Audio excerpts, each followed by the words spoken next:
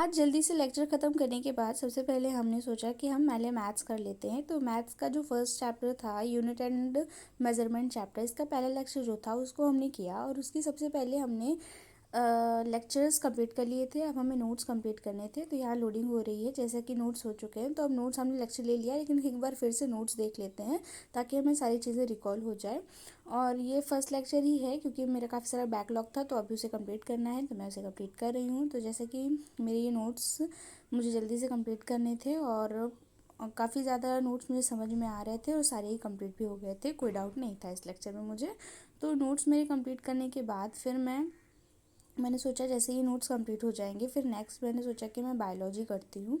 तो मैंने बॉटनी करने के लिए सोची और बॉटनी मैं विपिन सर से कर रही हूँ। तो इसका फर्स्ट लेक्चर जो द लिविंग वर्ल्ड था, उसका पहला लेक्चर मैंने कंप्लीट कर लिया था। उसके नोट्स मुझे करने थे, तो उसके नोट्स लोडिंग होने में काफ़ी ज़्यादा टाइम लग रहे थे क्योंकि इंटरनेट इशू था कुछ, तो इसकी वजह से लोड होने में थोड़ा सा टाइम लग रहा था, बट वो लोडिंग हो जाएगी। जैसे ही फिर मैंने नोट्स करना स्टार्ट किया अपने, और मेरे ये लिविंग वर्ड्स के लेक्चर कर लिए थे, तो नोट बहुत ईजिली समझ में आ रहे थे। नोट्स बहुत ईजी थे और इसे करने में सिर्फ मेरे 10 से 15 मिनट लगा।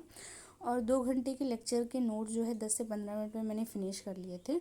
और इसके बाद फिर मुझे इसकी करनी थी डीपीपी। तो मुझे डीपीपी करने के लिए पहले लेक्चर तो मैंने पढ़ ही रखा था, फिर मैंने नोट्स भी कर लिया। अब डीपीपी करने के लिए पहले मैं डीपीपी जो एक फॉर्मेट में आती है ना, उसको भी सॉल्व करना होता है मुझे, तो पहले वो मैंने सॉल्व किया। इसके एनसीईआरटी भी मैंने एनसीईआरटी की सारी लाइंस पढ़ाते हैं, तो एनसीईआरटी की सारी लाइंस भी रीड कर ली थी।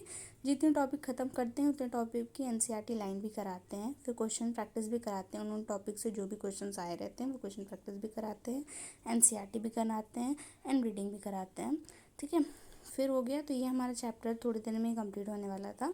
और जैसा कि इस चैप्टर करने में मतलब लेक्चर करने में मुझे टाइम नहीं लगा। फिर ये डीपीपी का था, तो डीपीपी में ये सारे क्वेश्चंस पहले मैंने एक बार बना के देखे थे मुझसे बन रहे थे कि नहीं, फिर मैंने इसे सारा कंप्लीट किया। इसमें बहुत कम क्वेश्चंस थे, मेरे हिसाब से सिर्फ 6 क्वेश्चंस ही थे, बहुत छोटा सा डीपीपी था ये। तो उसे फिर मैंने जल्दी से क्यूज के फॉर्म में से सॉल्व किया और सारे ही डीपीपी मुझे सही, क्योंकि अब लेक्चर नोट्स और डीपीपी लेक्चर करने के बाद काफ़ी इजी हो जाता है इसे सॉल्व करना, तभी मैं इसे सॉल्व करती हूँ।